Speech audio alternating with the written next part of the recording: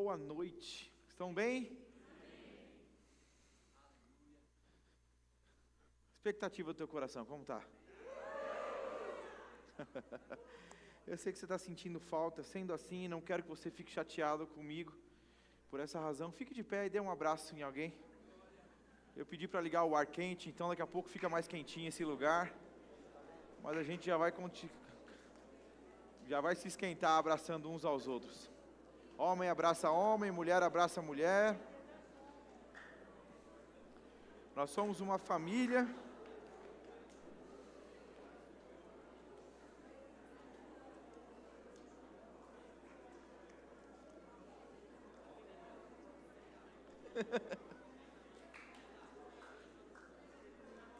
Aleluia. Se você já abraçou, mas só se abraçou, se você enganou, Deus vai revelar hoje. Pode se sentar. Aleluia, aleluia. Aleluia. Você tem convicção que você é a expressão da bondade de Deus? Amém. Você, com a tua vida, alguém que olha para você, alguém que talvez converse com você por alguns minutos, consegue entender como Deus é bom com você? Amém. Você consegue ser testemunha do que Deus é para você em alguns minutos, conversando com alguém? Eu tenho pensado bastante a respeito disso, querido. Talvez você tenha tido contato com pessoas que Deus está contando com você, para que eles conheçam como Deus é bom com você. Amém? Eu me lembrei de um restaurante que eu fui aqui em Arujá, e então eu fui com a minha família, e nós estávamos felizes ali, naquele restaurante. Quando eu fui pagar, ele viu a minha alegria, ele disse: poxa, você está feliz? Eu falei: sim, eu sou feliz. Ele disse: também com essa família? Eu disse: rapaz, essa família é fruto da minha alegria antes dela. Então ele disse: como é isso? E eu tive a oportunidade de falar de Jesus para ele. Você consegue entender? Então assim, não foi uma coisa, pastor, não levei o Júnior para tocar teclado, não tinha ambiente, não tinha ninguém fazendo um solo. Querido, toda oportunidade você pode testemunhar de como Deus é grande na tua vida. Existem pessoas lá fora que elas não conseguem dormir, elas precisam de remédio para dormir, e você deita em paz e descansa. Amém? Existem pessoas lá fora que precisam de remédio para poder ter ânimo, para não ser ansioso, e você tem tudo isso em Deus. Amém? Então seja você um propagador das verdades que você tem vivido. Aleluia, aleluia. Querido, eu quero ler com você um versículo, nós vamos começar por ele.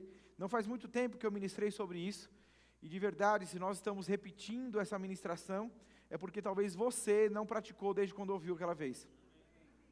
E eu pedi para o Senhor me revelar quem é a pessoa que está fazendo com que a gente ouça pela segunda vez. Então pode ser que durante a ministração eu desça daqui, eu vá até você e dizer: vamos praticar dessa vez para a gente não ter que ouvir a terceira?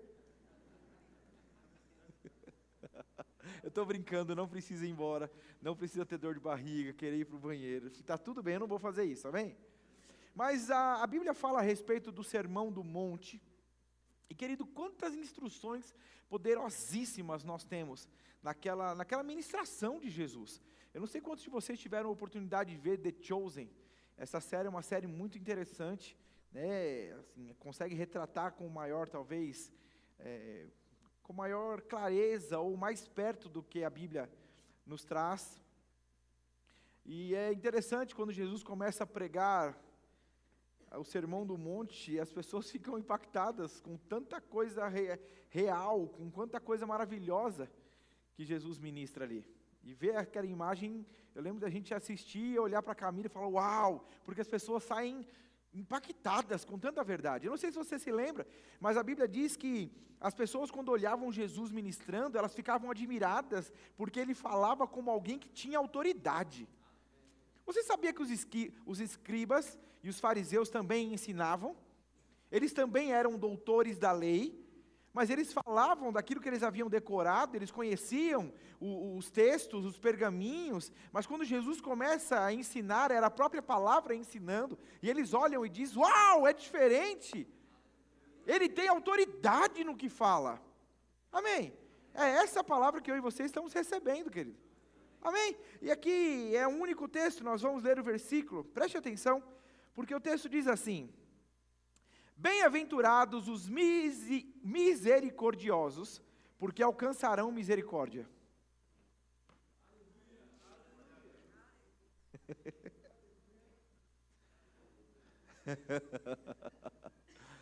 Aleluia! Bem-aventurado, bem-aventurado quer dizer mais que feliz, mais do que alegre, é alguém que está acima da média. Existe alguém que está alegre e alguém que está muito alegre. Quem está mais alegre? O alegre ou o muito alegre? Oh! Então a Bíblia está dizendo, bem-aventurado, mais do que feliz, são os misericordiosos. Por quê? E a Bíblia continua dizendo, porque quem é misericordioso, alcança misericórdia. Amém? Queridos, de verdade, eu e você somos fruto da misericórdia de Deus. A palavra diz que a misericórdia dele é a causa de nós não sermos consumidos. De verdade, todos nós éramos pecadores, todos nós tínhamos dívida, vivíamos em débito, vivíamos uma vida de pecado, e a Bíblia diz que mesmo nessa condição, Jesus nos encontrou.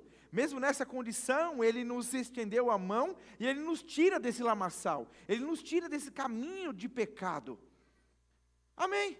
Mas nós vamos ver de maneira muito clara, Jesus não falou, querido, se você for ler o Sermão do Monte, existem muitas instruções.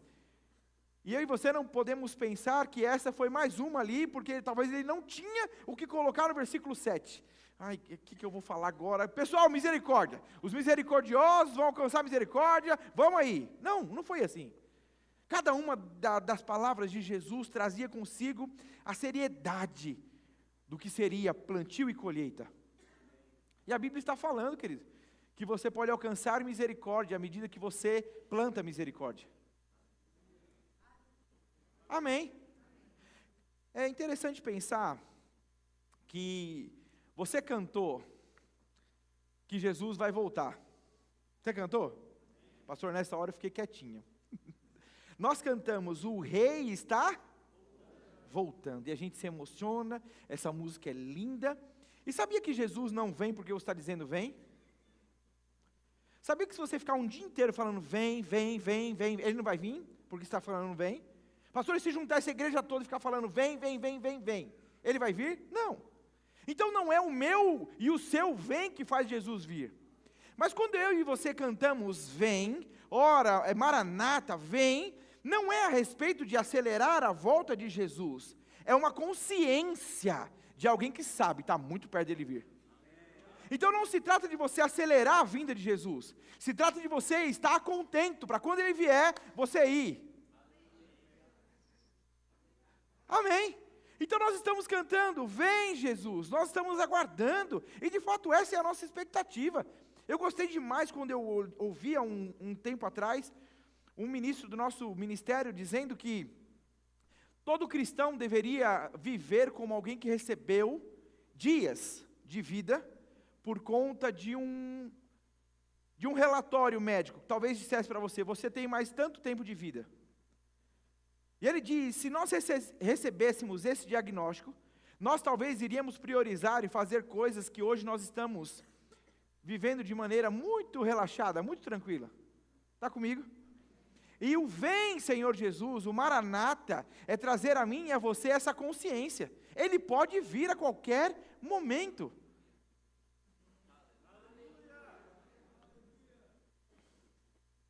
É interessante pensar que nós podemos estar falando de um Jesus que vem para buscar enquanto nós estamos aqui num culto como esse, só que se você partir hoje, para você ele veio. Então nós falamos de verdade a respeito de um Jesus que vem para buscar a igreja, porque essa é a verdade. Mas se você não estiver aqui quando ele voltar, você vai ter morrido, e a Bíblia diz que os mortos ressuscitarão primeiro. A grande questão é que ele vai chegar para nós, um momento ou outro.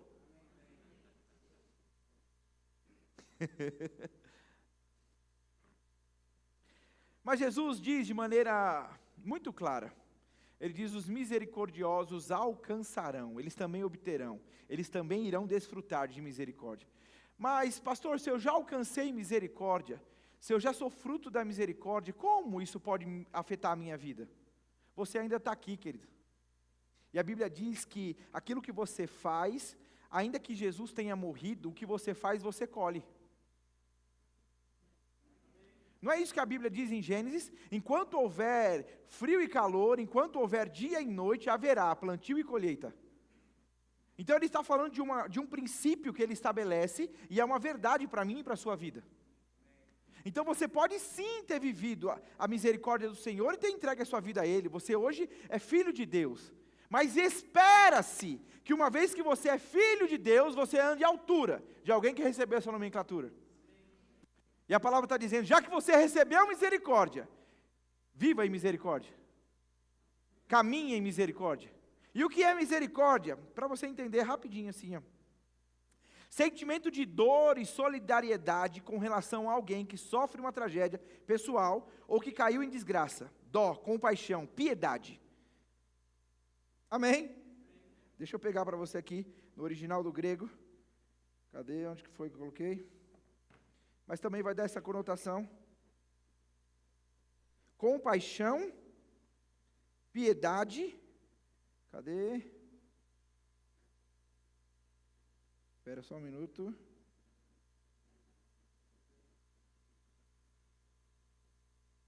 Compaixão, piedade.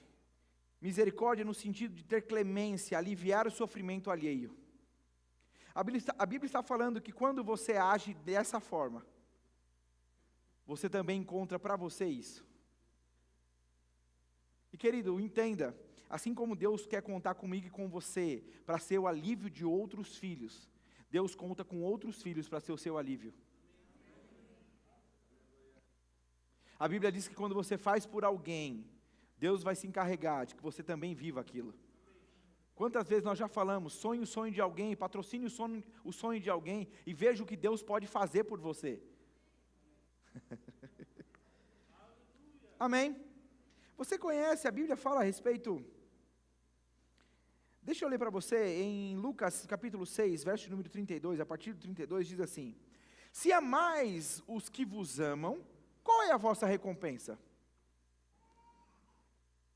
Eu já falei em outra ocasião, a gente vai continuar esse texto, mas eu já falei em outra ocasião, nós talvez romantizamos demais um evangelho que não é tão romântico assim. O evangelho, ele é a verdade confronta as nossas vidas. A verdade, ela pode ser dura quando dita, uma vez que você está em um caminho errado. A grande questão é que se você entende que está num caminho errado, a verdade, ainda que dure, ainda que seja dura, ainda que seja implacável, ainda que tenha confronto, ela deve alegrar o seu coração, porque ela te tirou de um caminho que ia te levar para a perdição. Você está aqui? Então, Jesus está pregando e ele fala, olha que coisa interessante, se amais os que vos amam, qual é a vossa recompensa? Porque até os pecadores amam os que os amam. Se fizerdes o bem aos que vos fazem o bem, qual é a vossa recompensa? Até os pecadores fazem isso.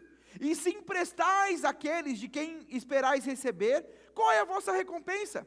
Também os pecadores emprestam aos pecadores para receberem outro tanto. Amai, porém, os vossos inimigos. Fazei o bem e emprestai, sem esperar nenhuma paga. Será grande o vosso galardão. Vocês estão lendo aí? Você está vendo que não sou eu que estou inventando? Ufa, um amém. E sereis filhos do Altíssimo, pois Ele é benigno até para com os ingratos e maus. Sede misericordiosos, como também é misericordioso vosso Pai. Eita! Eu já falei em outras vezes, ser crente é para corajoso, não é para frouxo. Não é. Porque a Bíblia está falando na contramão, você viu aqui? Se você está amando quem te ama, que proveito que você está tendo? Se você faz o bem para quem te fez bem, Jesus está dizendo, qualquer um faz isso. Qualquer um dá esperando em troca. Qualquer um faz pelo outro, esperando que se faça também, ou quando o outro faz também, está aqui. E o texto está dizendo, Jesus está dizendo, que diferente é você? Qualquer um faz isso. E você sabia que você não é qualquer um? Uau! E aí o texto está dizendo, qualquer um faz isso.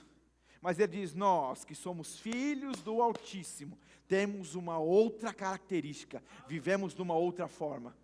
E ele está dizendo, aquele que faz não espera receber. Ele não vai amar só quem ama ele, ele ama o inimigo. Pastor, não dá para mim não. Não dá para mim não. Você sabia que todos nós estamos em construção? Se você ouve aqui hoje, que precisa amar o inimigo, e você não volta no próximo culto, tenha paciência com você. Nós estamos em construção. Amém? Você entende? Agora, não é porque você ainda não anda nisso, que eu não preciso falar da parte de Deus, que você precisa crer nisso, e mudar a tua atitude. Não sou eu que estou dizendo, foi Jesus quem disse.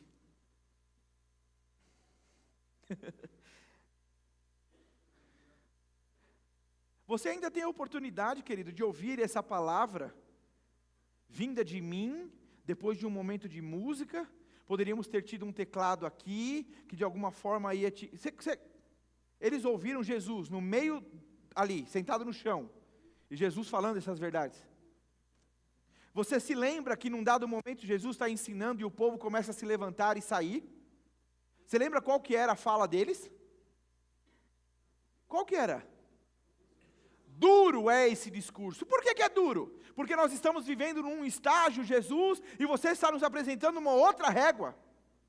Então nós vivemos aqui, a gente gosta de julgar assim, a gente gosta de falar assim, a gente gosta de odiar assim. E aí vem Jesus e mostra que não é para viver assim, não dá para mim. E a Bíblia diz que eles vão se levantando e saindo. Jesus então vira para os discípulos e diz, por favor, vocês fiquem comigo, não vá, alguém não pode me abandonar, eu preciso ter alguém. Jesus diz isso? Eles começam a se levantar e ir embora. Jesus vira para os discípulos e diz, e vocês, vão também? Vocês vão também?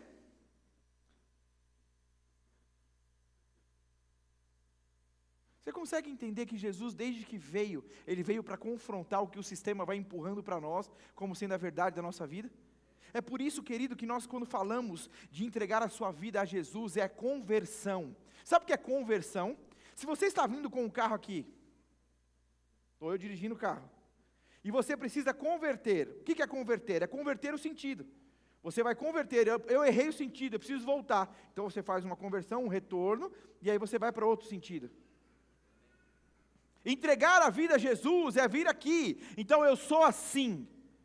Você cantava, né? Eu sou assim, eu nasci assim, eu cresci assim, vou morrer assim. Então você vive essa vida. Eu sou bravo mesmo, comigo não tem essa, tomou, bateu, levou. Conheceu alguém assim? Se não conhece, talvez era você. Comigo é assim, pastor, bateu, levou. Não tem essa, eu não levo desaforo para casa. Esse era você? Antes. Porque quando você entregou a vida para Jesus, você agora não é mais essa pessoa. Você vai relutar. Lembra que você está em construção? Esses dias eu conversava com uma pessoa e ele falava para mim das dificuldades que ele estava tendo para praticar algumas coisas. E eu disse, quantos anos você tem? E ele disse, 40 e poucos. Eu disse, faz quanto tempo você está no Evangelho? Ele disse, poucos, alguns meses. Eu disse, calma! São 40 e poucos alimentando esse sentimento. Contra alguns, calma! Daqui a pouco as coisas se ajeitam. Querido, eu não me tornei pastor, então imagina, eu fui para a igreja, e aí então no primeiro culto, eu me tornei pastor, e hoje eu estou aqui. Não. Existe crescimento, e você vai crescendo à medida que você entende que precisa mudar. Porque a primeira coisa que precisa acontecer é isso. Porque se você ama o seu jeito, você não vai mudar. Se você ama quem você é, você não vai mudar. É preciso odiar quem você é, na ideia de que Deus tem uma versão melhor de você para você mesmo.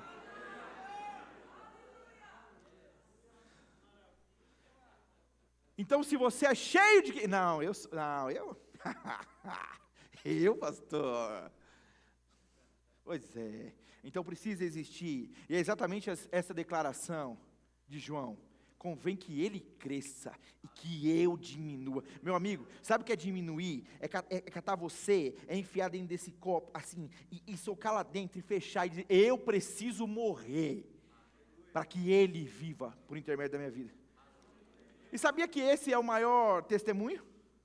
É as pessoas que te conheciam e falavam, meu Deus, essa pessoa no passado já teria dado um soco na cara da outra. Mas olha como ela está paciente. E aí talvez você mesmo escuta isso e diz, pastor, o dia que isso aí acontecer, eu acho que vai acontecer um rebuliço. Pois é, esse rebuliço que Deus tem expectativa. Porque talvez para reagir como você reagiu, talvez é histórico da tua família, é histórico de com quem você andava. Ai, pastor, mas não significa que eu vou ter recaídas? Vai, querida. Vai, eu acho que vai. A grande questão é entender, esse não é o meu lugar. Já falei em outras ocasiões, eu era alguém encrenqueiro, caçava assunto. Mas aí você vai ver o contexto, meu pai nunca foi esquentado, nunca foi de briga. Mas eu não sei, comecei a andar com um pessoal que gostava de briga. Gosto de briga, vamos para briga. Sabe que ela fala assim, ó, paga um boi para não entrar na briga comigo, mas uma boiada, mano, você arrumou para a cabeça. De estar conversando aqui, de repente tem uma briga, os meninos saem daqui, vão até lá, soco, chute, bate e volta para trocar ideia. A briga não era deles, não tinha nada a ver com eles, mas pelo prazer de brigar, eles iam e voltavam. Então você vai convivendo nesse... Você consegue entender? E aí quando você vem para o Evangelho, já não é mais essa vida. Mas nós estamos falando sobre ser misericordioso. E o mundo caminha para não ser. Queridos, deixa eu ler para você. Olha quais são as características que a Bíblia vai falar agora dos últimos dias. Se você acredita que Jesus está voltando, é porque a gente está nos últimos dias. Né? Seria contraditório saber que a vinda dele está próxima e então os fins dos tempos não vão se manifestar. O comportamento das pessoas. Mas diz assim, mas você precisa saber disso, nos últimos dias sobrevirão tempos difíceis. Pois os seres humanos serão egoístas, avarentos, orgulhosos, arrogantes, blasfemadores, desobedientes aos pais, sem domínio de si, cruéis, inimigos do bem, traidores, atrevidos, convencidos, mais amigos dos prazeres do que amigos de Deus, tendo forma de piedade, mas negando o poder dela. Fique longe desses também. Isso aqui foi o apóstolo Paulo aconselhando Timóteo. E ele falou lá, Timóteo, a coisa vai ficar feia. Querido, é só olhar para o cenário. Você talvez era de uma geração, tudo que seu pai precisava fazer é olhar para você. Ele olhava e você já sabia, eu vou obedecer, se eu não obedecer vai dar ruinzão. Hoje em dia, os pais estão pegando no colarinho, o filho pega no colarinho do pai e diz, você não está entendendo. Isso lá fora, não estou falando aqui não. Lembra que a gente está falando lá fora? Você lembra, né? Mas você sabe, não existe mais o respeito que existia antes pelos pais, hoje não é mais uma verdade. Ninguém mais hoje trata o casamento como sendo uma instituição sagrada que não deve ser quebrada, pelo contrário, as pessoas estão inventando a possibilidade de viver com mais de uma esposa, com mais de um marido, e vai se tornando cada vez mais comum a ideia. Querido, a Bíblia diz que os tempos seriam difíceis, e a Bíblia diz que as pessoas fariam isso buscando os prazeres dela. Então não se trata de querer agradar ao Senhor e ser amigo do Senhor. Eu vou viver a minha vida e o Senhor que me engula, o Senhor que me aceite, o Senhor que caminhe comigo. Mas a Bíblia não diz que seria fácil para ninguém. Todo mundo tem que renunciar, todo mundo tem que abdicar, todo mundo tem que se submeter. Seja na área que for. Talvez você não era alguém briguento, você era alguém calado, alguém que não era agressivo, não era violento, mas era alguém que na sua cabeça julgou e matou a pessoa. A Bíblia diz que você está errado. Pastor, eu não sou de falar, mas meu querido, se botasse um telão na tua cabeça, você foi pior do que aquele que falou. E a Bíblia não diz que porque você pensou, você está isento. A Bíblia está falando de quem exerce misericórdia. E você vai ver que a misericórdia ela precisa estar além do juízo, querido. Ela precisa estar acima. E a Bíblia diz que foi exatamente assim que Deus agiu comigo e com você. Que a misericórdia ela sobrepõe o juízo. Mas eu e você não temos na nossa mão, não foi dado a nós um martelinho de juiz. Então quando nós olhamos para uma situação, nós somos tendenciosos a achar o caminho de por que aconteceu aquilo. E uma vez que você acha o caminho, diz, pois é, está vivendo o que plantou, que se lasque. E você sabia que a Bíblia não diz que o cristão deve dizer que se lasque? Ele que viva para lá, eu que não tenho nada a ver com isso? Eu já contei isso antes, queridos. Eu estava em Guarulhos, morava em Guarulhos, e então isso acontecia muito na minha vida, eu encontrava muitos acidentes na rua. Deu uma parada, esses dias que voltou alguma coisa, né? Ah, Deus, é mistério. Mas eu encontrava muitos acidentes na rua, e esse era um que tinha acontecido com um rapaz de moto, e eu sempre parei para dar as coordenadas, é uma coisa minha. Então eu parava e dava as coordenadas, afasta aí, está sufocando, pega lá e para o trânsito, e joga lá, caiu o óleo. Então eu sempre estava nesse cenário. E eu lembro que caiu um rapaz de moto e fez aquele aglomerado, e eu meio que afastando, falou, ó, e o povo ia me obedecendo ali. Eu sei que daqui a pouco veio uma mulher, sai, chorando e gritando, e todo mundo tomou um susto pela reação dela, e ela vem rasgando as multidões, tirando as pessoas da frente. E quando ela chega, ela diz, meu filho, e todo mundo fez, meu filho dela, é o filho dela, abre. A hora que ela chegou, ela olhou e disse, não é meu filho não.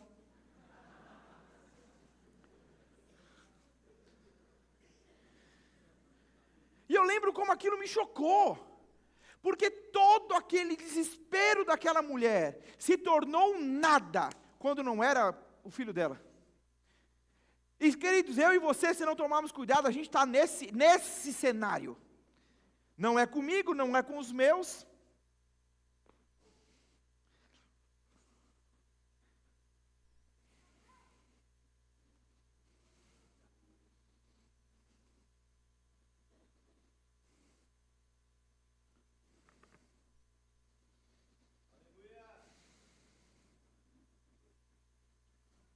Mateus 7, do 1 ao 5 diz, não julgueis para que não sejais julgados. Lembra que eu falei sobre quem é misericordioso alcança a misericórdia? A Bíblia está falando agora que quem julga é julgado. Pois, está vendo na tela? Põe para mim, por favor, Mateus 7, do 1 ao 5, na versão Ara. Não julgueis para que não sejais julgados. Próximo. Pois com o critério que julgardes, sereis julgados. E com a medida que tiverdes medido, vos medirão também. Próximo. Porque vês tu o argueiro no olho do teu irmão, porém não reparas na trave que está no teu próprio olho? Próximo.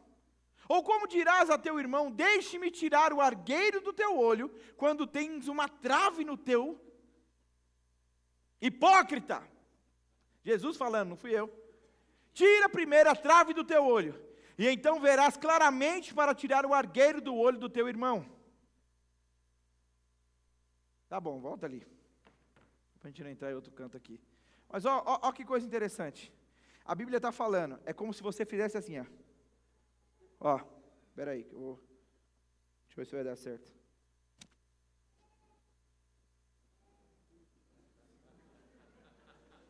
Se liga. É você me procurando e dizendo assim, pastor, coisa feia que o irmão fez. Ou você chegando no irmãozinho e dizendo, meu Deus do céu, você viu que fulano fez tal coisa? Aquilo não se faz. Você entendeu? A Bíblia está dizendo, para, você está querendo tirar o cisco no olho do teu irmão, mas o teu tem uma trave.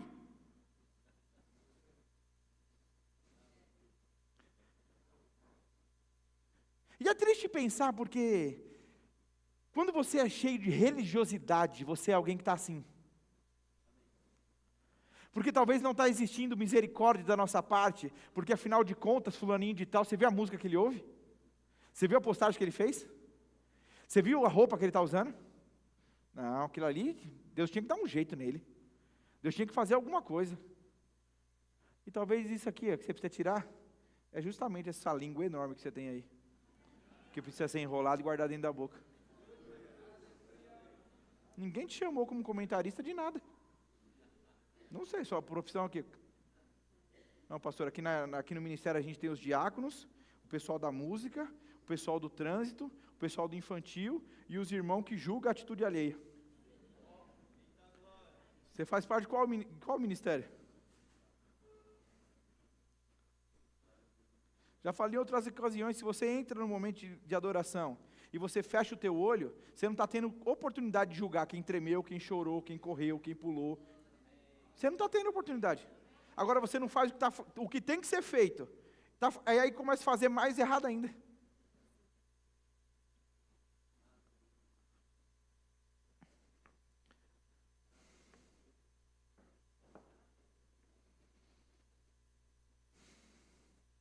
Lucas 6, 37 e 38 diz: não julgueis e não sereis julgados, não condeneis e não sereis condenados, perdoai e serei perdoados, dai e dar-se-vos-á, a boa medida, recalcada, sacudida e transbordante, generosamente vos darão, porque com a medida que tiverdes medido, vos medirão também. Aí eu acho legal, porque quando a gente usa esse texto para falar sobre dízimo, para falar sobre oferta, todo mundo quer que a semente que ele deu em fé e obediência, pastor, eu quero muito que a minha semente venha numa colheita abundante, uma boa medida, sacudida, recalcada, transbordante. Eu quero, pastor, eu creio. Crer? A Bíblia diz que é assim mesmo. 30, 60 e 100 por um, não é assim? Mas esse texto está falando de quem julga. Sabe o que é isso? É de repente você pegar um saco e querer colocar tudo que cabe num saco. Então você pega um saco de grão, e aí você coloca. E aí você diz, não, eu acho que dá mais. Sacode, bate, põe mais, dá mais. Sacode, bate, dá mais. Vai caber. É exatamente isso. A Bíblia está dizendo, com a medida que você julgou, vão julgar a tua vida.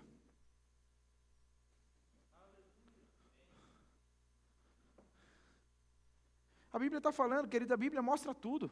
A maneira como nós devemos nos comportar quando alguém no nosso meio cai. Quando alguém do nosso meio erra. A Bíblia não diz que você deve ser o juiz que vai sair condenando e falando da vida dessa pessoa para todo mundo. A Bíblia diz que você não pode fazer isso. Aí o que a Bíblia está dizendo é, você que pega o probleminha do irmão e sai falando para todo mundo, você está de alguma forma abrindo uma porta para que um dia que você cair, todo mundo julgue você. Todo mundo fale de você. E aí quando acontece, ele diz, Deus, o que aconteceu? Por que estão me malhando? Por que estão falando? E Deus diz, o que foi que você plantou lá atrás? Por que você não foi misericordioso? Quando era a sua vez de ser? Queridos, é tão louco isso, porque a religiosidade te coloca num patamar onde você é o certo, o perfeito, e o outro não presta.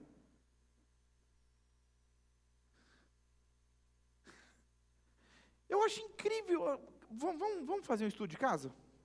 Vamos. A Bíblia fala de um homenzinho com nome curto e uma atitude grande. Ele foi engolido por um peixe. De quem eu estou falando?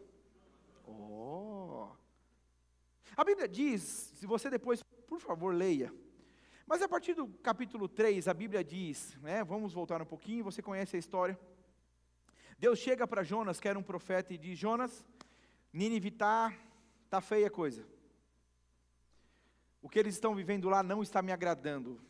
E eu preciso que você vá até lá e anuncie para eles que em 40 dias a coisa vai se extinguir. Eu não vou permitir que aquele povo se destrua daquele jeito. Está comigo? Então a Bíblia diz que, a princípio não fala o motivo, mas a Bíblia diz que Deus manda Jonas ir para Nínive e ele vai para Tarsis. Ele pega um barco e ele vai para Tarsis, sentido contrário ao que ele tinha que ir. E aí você conhece a história, no meio da viagem começa a vir uma tempestade, e então aqueles homens começam a ficar apavorados, e eles começam a orar aos seus deuses, cada um tinha seu Deus ali orando, e eles jogam fora as coisas que estavam ali, e então eles acordam Jonas. Você percebeu o que eu falei? Eles estavam apavorados, porque ia afundar, e Jonas estava dormindo. Então eles acordam Jonas, e eu fico pensando, uma pessoa que não acorda no meio de uma tempestade, como que ele acorda? É com um cutuco? Jonas, Jonas, Jonas. Assim, o barco balançando igual um doido, não te acordou, mas esse cutuquinho aqui, Jonas. Meu amigo, o povo, eu acho que é balde na cara, assim, é catar água e... Jonas! E eles dizem, clama ao seu Deus. Ele diz, não precisa. Por quê? Porque sou eu. E eu acho legal o companheirismo desses navegantes. Porque quando Jonas diz, sou ele, diz, opa! Ficou calmo. A Bíblia diz que eles pegam Jonas e faz, olha só, o probleminha é Jonas. Maravilhoso, é maravilhoso. Jonas, tchau. E a Bíblia diz que então o mar. E aí nessa ocasião vem o peixe grande, a baleia. Você viu que teve uma matéria esse tempo atrás aí de um peixe que engoliu? Vocês viram? Mas ok. Engoliu, e lá dentro do ventre da baleia, Jonas... É baleia, do peixe grande, né? Eu não acho que era um pirarucu, não acho. Eu não acho. Eu falei o nome do peixe, mas eu não acho, né? A pastora era um bagre grandão, não acho que era um bagre. Mas a Bíblia diz que depois de algum tempo ele é lançado lá. E aí começa então, o capítulo de número 3, a Bíblia diz que Deus amava a cidade de Nínive. E a cidade de Nínive, ela tinha de extensão o equivalente a 3 dias caminhando. Então Jonas começa na ponta dela, anunciando, se arrependam, porque em 40 dias Deus irá destruir essa nação. E aquilo começa a cair na boca do povo, até chegar no rei. Quando chega no rei, a Bíblia diz que o rei troca a roupa dele, põe roupa de saco, senta em cinzas e conclama, ele convoca, ele intima, dizendo a todos, o rei manda ter um jejum. Nós vamos mudar a nossa conduta. Eu entendi que nós estamos errados e nós precisamos mudar a nossa conduta. E então todo o povo jejua. Todo o povo não come. A Bíblia diz então que depois de Jonas anunciar isso para toda a cidade, é maravilhoso, porque a Bíblia diz que ele sobe na montanha, numa montanha que dava para ver a cidade, para esperar o que Deus ia fazer. E eu posso dizer para você, não era misericórdia que ele estava querendo. Jonas era alguém que estava carregado desse sentimento de eles merecem. E então a Bíblia diz que o povo foi poupado, que a mudança de conduta da vida deles fez com que eles não fossem destruídos. E então começa uma revolta daquele homem de Deus. E queridos, é maravilhoso pensar, porque ele começa no verso 4 dizendo, sabia, que raiva! Por quê? Porque eu sabia que o Senhor ia ter misericórdia, eu sabia que se eles se arrependessem, eu sabia que se eles mudassem de comportamento, o Senhor, que é rico em misericórdia, ia mudar de ideia. E eu não queria isso, eles mereciam morrer, afinal de contas, eu sei, Senhor, como eles estavam te desagradando. Você está aqui? Ai, Deus maravilhoso. Ele está lá num abrigo, porque ele foi ver o que ia acontecer na cidade. Aí a Bíblia diz que Deus faz crescer uma árvore para dar sombra para Jonas. E então Jonas se alegra, porque a sombra chegou. Mas então no outro dia vem um verme e acaba com a árvore. Jonas fica bravo, ele perde a morte, ele está revoltado. Ele é melhor morrer. E Deus disse, você está assim por causa da árvore? Eu estou por causa da árvore, por causa de tudo, eu quero morrer. E Deus diz, você está assim por causa da árvore, nem foi você que plantou, cara. Você está todo apegadinho à árvore que você conheceu ontem. Você acha que eu não estou apegado a um povo que eu amo? E aí acaba o texto, mostrando que Deus é rico em misericórdia. E Ele ama e salva aquele que se arrepende e muda de conduta.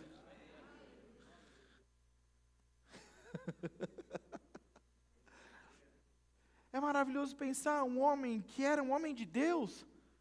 E talvez você pode ser um homem de Deus. Você pode ser uma mulher de Deus. Mas em nome de uma religiosidade ou em nome de não conhecer um Deus misericordioso, nós estamos julgando quem o próprio Deus não julgou. Eu anotei uma frase que eu achei interessante. A misericórdia é um estado de tolerância ao estado de erro, mas que não compactua com ele. Então, ser misericordioso, acolher aquele que errou, não quer dizer que você está compactuando com o que aconteceu. Quer dizer que você não está abandonando e deixando morrer.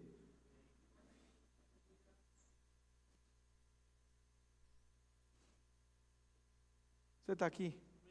Você consegue entender, querido?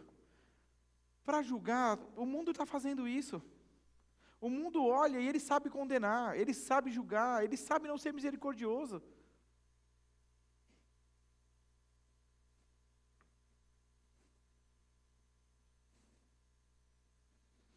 Tiago 2,13 diz, porque o juízo é sem misericórdia, para com aquele que não usou de misericórdia. A misericórdia triunfa sobre o juízo.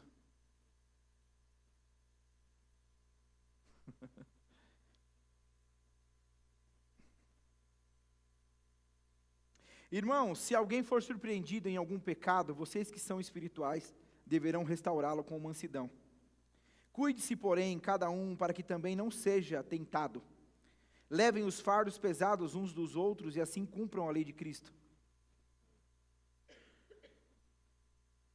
Você se lembra do texto que diz, aquele que está em pé, cuide para que não caia? Você conhece esse texto?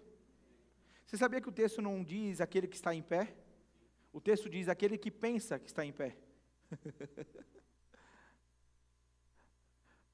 Ele diz aquele que pensa estar em pé, cuide para que não caia. O apóstolo Paulo diz, eu esmurro o meu corpo. Para quê, Paulo? Por quê, Paulo? Para que eu não venha ser reprovado naquilo que eu preguei.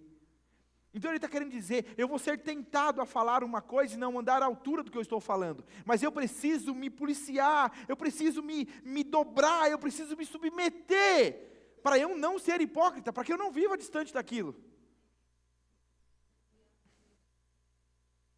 Lembre-se, você está em construção. Nós estamos nesse caminho, querido. Mas você já não é quem você era ontem. E amanhã você já não vai se reconhecer, porque você não é amanhã quem você é hoje. E essa é a caminhada. A Bíblia diz que a vida do justo, a vereda do justo, é como a luz da aurora. Sabe o que é a luz da aurora? É quando o dia está nascendo. Não chega uma hora que a luz está claro, que o dia é perfeito, claro. A Bíblia diz que assim é a vereda do justo. Ele vai andando e vai dia após dia, clareando. A Bíblia diz que ele vai até ser dia perfeito, até ter clareza em todas as áreas, até que tudo seja claro, até que tudo seja luz, até que tudo esteja bem. Agora é uma caminhada, não é um pode brilhar, enfim. Eu sei que se nós fizéssemos assim, querido, eis aqui, eu guardei para esse momento mesmo, um líquido muito raro, foi trazido de Israel, benzido. E se você tomar um gole desse líquido, meu amigo, aquilo que você tem dificuldade de praticar, de acordo com a palavra, instantaneamente, você passa a praticar. E já não vai ser mais uma dificuldade que você vai ter. A tentação não virá mais. Ninguém mais irá te provocar, para que você se lembre de como você era irado. Quem quer beber esse líquido? Sabia que tem muitas igrejas fazendo isso? E por falta de conhecimento, as pessoas estão querendo pó milagroso, sabonete milagroso, toalhinha milagrosa, quando a Bíblia diz que é o conhecimento da verdade que te liberta. Não sou eu, querido, com pó de pirilim-pim-pim, eu creio na oração, eu creio na imposição de mãos, eu creio na unção despedaçando os julgos, isso é real, nós somos prova disso. Mas existe a luta diária que você vai ter. Talvez olhar para quem está na rua e não olhar mais com aquele olhar de, você está aí porque você quis.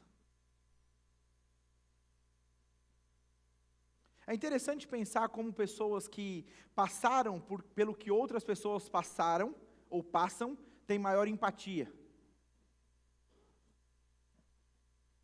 Estudos revelam isso. Eu me lembro de um testemunho que eu ouvi. Você achou que esse pão era de verdade. Poxa, ó, ficou revelado a você agora. Desculpa frustrar você. A gente não vive uma vida de enganação, querido. Mas você imagina, esse pão estaria bolorado já. Você tem que entender isso, né? Mas eu me lembro de um testemunho de um pastor que tem um filho especial. E ele disse que esse filho dele se afogou na piscina, na casa de férias. E ele disse que ele saiu desesperado, porque eles estavam sem carro. E ele saiu desesperado pelas casas, explicando: meu filho especial se afogou, eu preciso levar ele ao hospital. E as pessoas fechavam a porta na cara dele. A porta na cara dele. Então ele bate em uma casa e aquela pessoa atende ele e diz o que aconteceu. E ele explica a situação, ela diz: eu não posso sair daqui, mas vai com o meu carro. Pegou a chave, deu o carro, falou: vai com o meu carro, depois você devolve. E ele conta: a mulher que me emprestou o carro é mãe de um filho especial também. Então talvez nós estamos olhando para a vida das pessoas, estamos julgando. Mas a gente não está sentindo a dor dela. A gente não está sabendo o que ela está passando.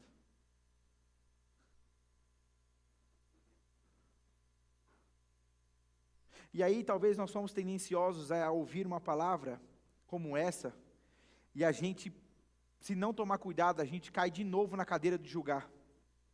Porque você pode se lembrar de alguém que aparentemente não foi misericordioso com você, então você julga ela, você já errou de novo. Você entende? Então essa palavra não é para você se lembrar de pessoas que não foram misericordiosos com você, é para você olhar para a tua vida e dizer: com quem eu não estou sendo? Onde eu não fui? Porque se toda palavra que nós pregamos aqui, você colocar retrovisores ao invés de um espelho, querido, você vai praticar de forma errada. Você vai trazer para o teu benefício, e a palavra não é para você curar o outro, é para você sarar a tua vida. A palavra é para você, não é para você olhar e pensar: nossa, fulano não precisava estar aqui. Nossa, essa palavra é para Beltrano. Aquele ali, como que você pode estar ouvindo essa palavra e estar aí julgando que aquele ali? Essa palavra é para você. E lembra que eu falei que Deus ia me revelar? Eu soube agora, eu estou indo até aí, mostrar que é você. Você está recebendo alguma coisa? Amém. Deus nos dá a oportunidade de demonstrar o seu amor e a sua misericórdia o tempo todo. É maravilhoso pensar, querido, porque a Bíblia sempre vai trazer esse equilíbrio. Porque a Bíblia diz que você sairia por aí impondo as mãos, desfazendo as obras do diabo, curando os enfermos, mas ele diz aos pobres. Ele diz: aos pobres ensinem o Evangelho. Por quê? Porque pobreza é um estado de espírito, pobreza é uma mentalidade.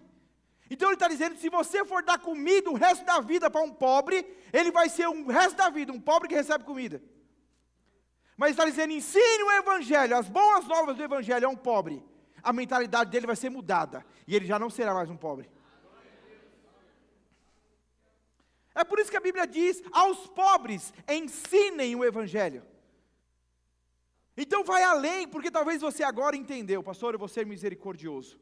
Vou comprar todos os meses cestas básicas e deixar em meu carro. Afinal de contas, passo por muitos lugares onde pessoas podem receber da misericórdia que emanará de mim agora.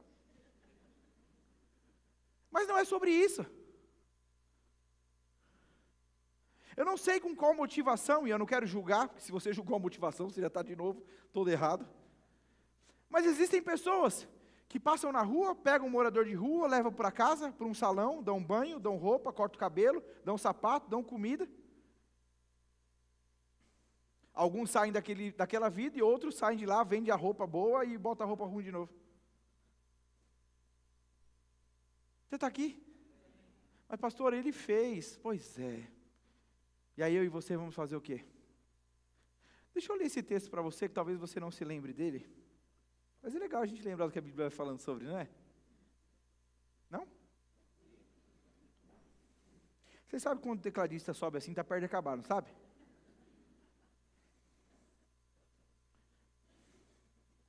Lucas 10, do 25 ao 37. Você trouxe sua Bíblia? Eu falei hoje de manhã com o pessoal da manhã. Achei que vocês não fossem precisar disso. Mas se nós parássemos de colocar a Bíblia no telão? Quantos de vocês conseguiriam ler aí, onde você está? Eu sou de uma época na igreja, querido, que quando eu ia abrir assim, a gente dizia assim, então nós vamos ler Lucas 10, do 25 ao 37. Você, fulano de tal, levante-se e leia a palavra do Senhor. Você já foi de alguma igreja assim? Eu fico imaginando isso aqui. A pessoa dizer, pastor, eu leio, mas tem como pôr no telão? Eu não trouxe a minha Bíblia, eu não tenho Bíblia, eu não... Como que um crente não tem Bíblia? É uma outra conversa essa. Lucas 10, do 25 ao 37, diz assim, certa ocasião, queridos, eu gosto dos detalhes que a Bíblia dá. Certa ocasião, um perito na lei, ele está dizendo que não era alguém comum, não era um andarilho, não é alguém que passou por ali, um perito na lei, alguém que batia no peito dizendo, eu sou especialista nessa bagaça. Um perito da lei, vai até Jesus, levantou-se e pôs Jesus à prova, e perguntou, mestre, olha a religiosidade vindo disfarçada de honra, mestre, o que é preciso fazer para herdar a vida eterna? Ele era o perito da lei, a Bíblia diz que ele estava querendo pôr Jesus à prova. Jesus maravilhoso, Jesus, ai, que homem. O que está escrito na lei? Devolveu com outra pergunta. Respondeu, tá, vamos lá. O que está escrito na lei? Respondeu Jesus, como você a lê? Ele respondeu, ame o Senhor, o seu Deus, de todo o seu coração, de toda a sua alma, de todas as suas forças, de todo o seu entendimento, e ama seu próximo como a si mesmo. Disse Jesus, você respondeu corretamente, faça isso e viverá. Mas ele, querendo justificar-se, perguntou a Jesus, e quem é meu próximo?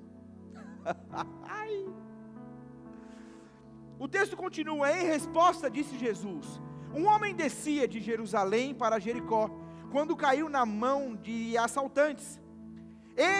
Estes lhes tiraram as roupas, espancaram-no e se foram, deixando-o quase morto. Apareceu estar descendo pela mesma estrada, repete comigo, mesma estrada, um sacerdote. Quando viu o homem, passou do outro lado. E assim também um levita, um tangedor, quando chegou ao lugar e viu, passou pelo outro lado. Mas um samaritano, estando de viagem, de passagem, chegou onde se encontrava o homem, e quando o viu, teve piedade, compaixão, misericórdia dele. Aproximou-se, enfaixou-lhe as feridas, derramando nelas vinho e óleo. Depois colocou-o sobre o seu próprio animal, levou-o para fora, para uma hospedaria, e cuidou dele. No dia seguinte deu 2 denários ao hospedeiro e lhe disse, cuide dele, quando eu voltar, pagarei todas as despesas que você tiver. Qual desses 3 você acha que foi o próximo do homem que caiu na mão dos assaltantes? E então, aquele perito na lei respondeu, aquele que teve misericórdia dele. Jesus disse, vá, lê ali para mim, vá. Não sou eu que estou dizendo, querido, não sou eu que estou falando, é Jesus dizendo. Ele sabia a lei, ele conhecia o versículo. Ele disse, eu preciso amar com todo o meu entendimento, com toda a força, eu preciso também amar o meu próximo como a mim mesmo. Ele disse, ok, vai lá, faz isso. Mas ele não satisfeito, disse, quem é meu próximo? E o texto está dizendo, o seu próximo é todo aquele que precisa de você.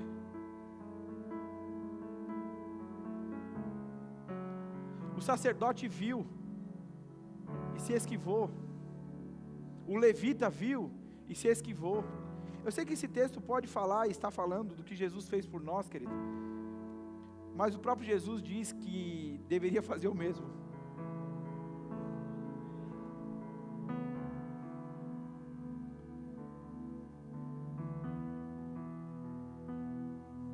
Eu não sei como nós temos vivido os nossos dias,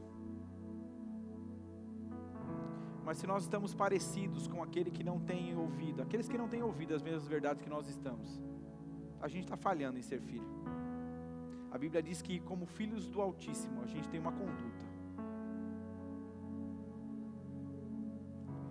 Você vem de uma família, eu não posso, querido, viver de maneira que eu desonre a memória e aquilo que os meus pais me ensinaram, o legado que eles me ensinaram. Você está comigo? Então quando você olha para os meus pais, você entende que eles ensinaram corretamente, por isso seus filhos estão aqui hoje, estão vivendo a palavra, eles ensinaram a criança no caminho, está comigo?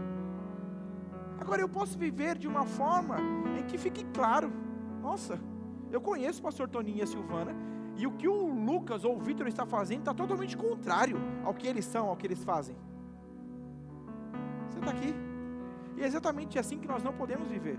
Porque quem conhece a palavra, querido, e é maravilhoso pensar, as dúvidas ou aquilo que você não anda, o mundo lá fora olha e diz, eu sei muito pouco de Jesus, eu sei muito pouco da Bíblia, mas o pouco que eu sei que essa conduta tua não é parecida com ele não. O mundo lá fora está muito rápido em entender que aquilo que o Filho de Deus está fazendo está fora ou está dentro.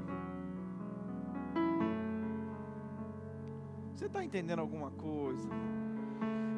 Eu estou achando estranho, assim, eu estou perguntando para o Senhor, por que você está fazendo isso? Eu estava hoje à tarde me perguntando, mas por que a gente está sendo ministrado acerca dessas coisas que estamos ministrando? E tem tudo a ver com o que nós vamos viver, querido, como igreja. Eu me lembro que há um tempo atrás eu conversava com a nossa liderança, e eu dizia, qual seria a nossa reação?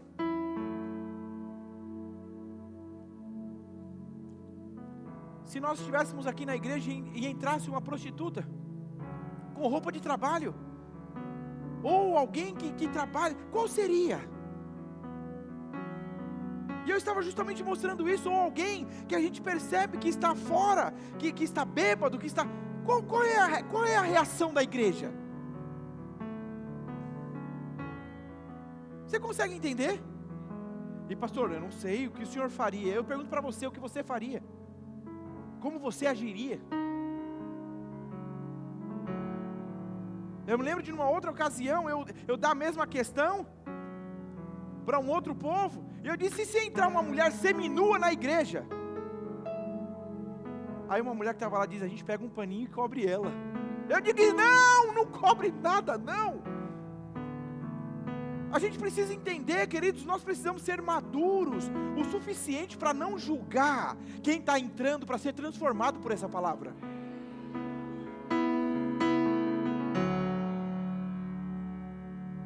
Nós não somos aqueles que apontam, nós somos aqueles que acolhem, aqueles que trazem para perto, aqueles que abraçam e mostram, ei, em Deus é possível mudar, em Deus é possível ser transformado.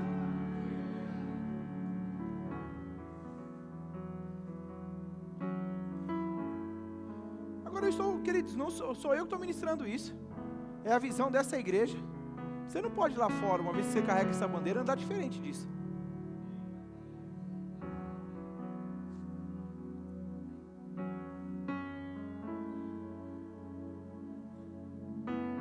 O que você conhece sobre Jesus não pode te afastar de pessoas que ainda não conhecem o que você conhece.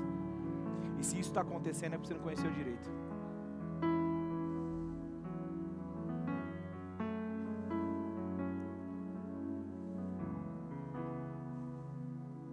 Deus pode contar comigo e com você para alcançar aquele que os outros não querem que seja alcançado?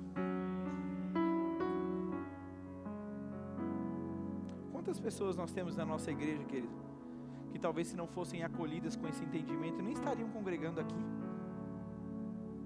Eu sou o pastor dessa igreja e eu conheço pessoas que erraram, pessoas que falharam, pessoas que abriram seus corações comigo, mas porque muitas delas não foram julgadas por mim, elas estão aqui, porque eu não tinha o direito de julgá-las. Eu fui conversar esses dias com a minha supervisão, e eu fui falar de uma coisa que eu mesmo estava sem saber muito bem como me portar, como agir. Que conversa extraordinária, que conversa maravilhosa, porque ele me falou de uma conduta do pastor Bud, fundador do ministério. Então ele disse: sabe, Lucas, há anos atrás o pastor Bud teve uma situação semelhante a essa que você está falando. E então, quando indagado, ele virou para aquele homem e disse: eu entendo pelo que você está me falando, que você já foi muito judiado, julgado e massacrado pelas suas más escolhas. Ele disse: eu não tenho direito de continuar fazendo isso com você.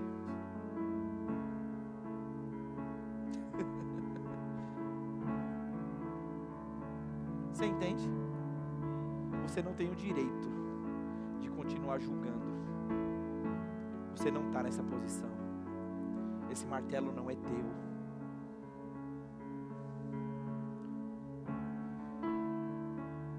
Pastor, mas e o meu caso? Pastor, mas e minha situação? A gente pode sentar, pode conversar. A Bíblia ampare, cada caso é um caso. Mas o que eu estou falando aqui é de uma conduta e princípios que você deve viver. Errou, mas não cabe a você ficar martelando, julgando. Não, não é teu. É por isso que a Bíblia diz: você precisa amar o inimigo.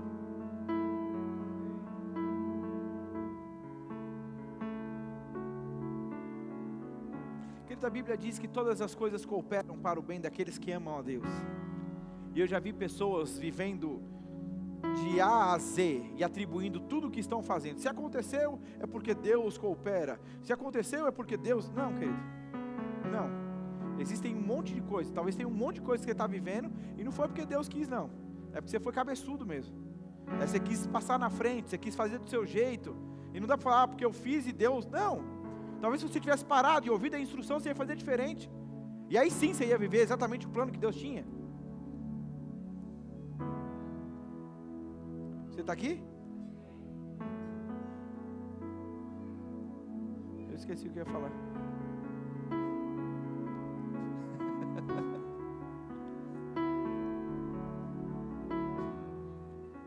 Mas é esse entendimento, é essa compreensão.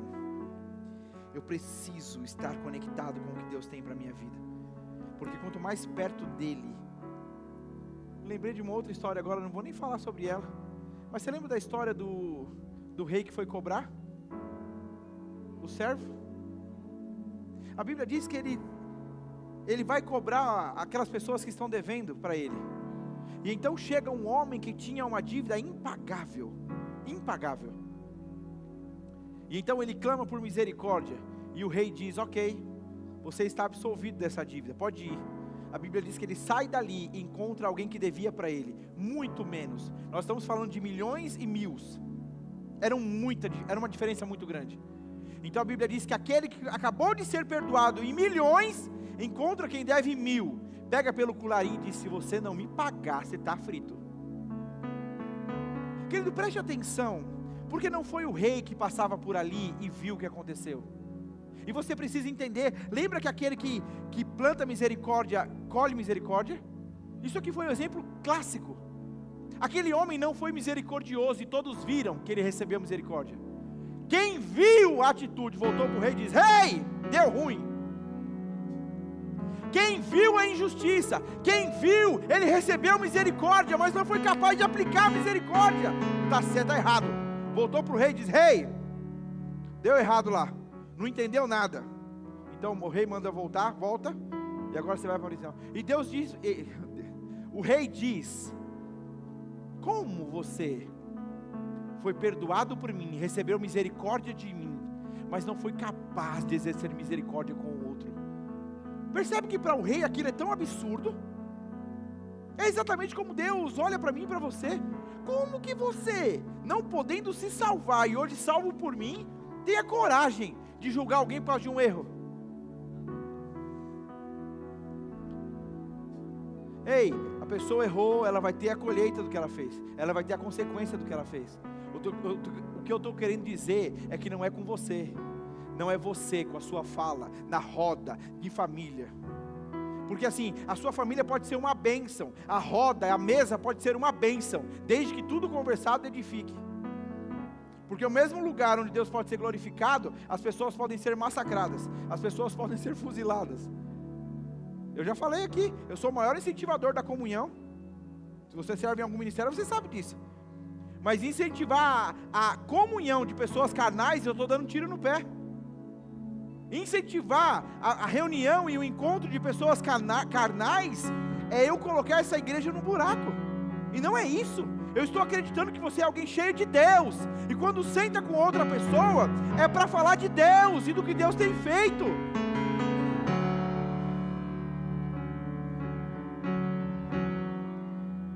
Amém.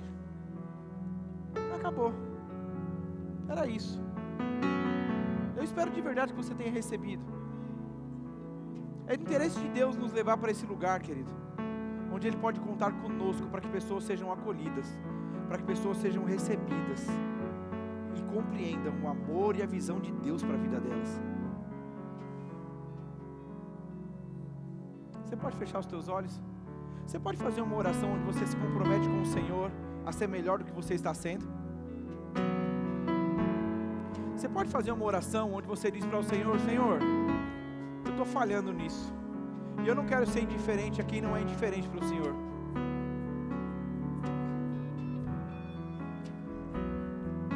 Eu não quero ser indiferente para aquele que é importante para o Senhor.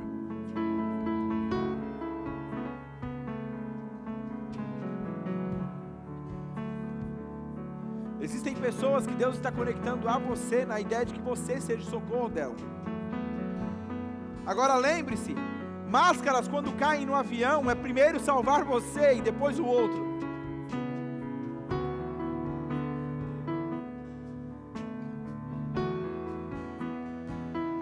Obrigado, Pai. Obrigado, Pai. Obrigado, obrigado. Obrigado. Te dou graças, Senhor.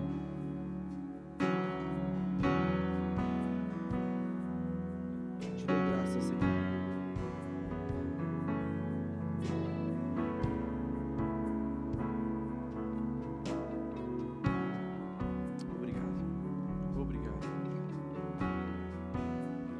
Faça essa oração, se comprometa em plantar aquilo que você deseja de fato colher.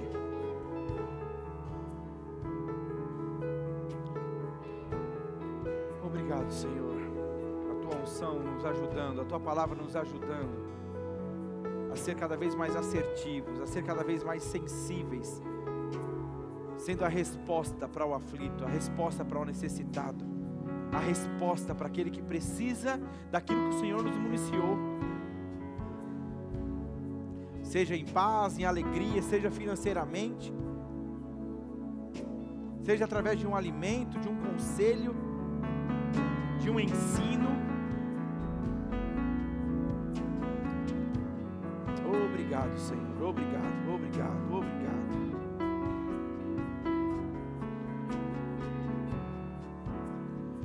Permaneça com seus olhos fechados. Eu preciso dar a oportunidade de você ser perdoado pelo Senhor. Se você entrou aqui essa noite e você nunca entregou a sua vida a Jesus, estamos todos com os olhos fechados.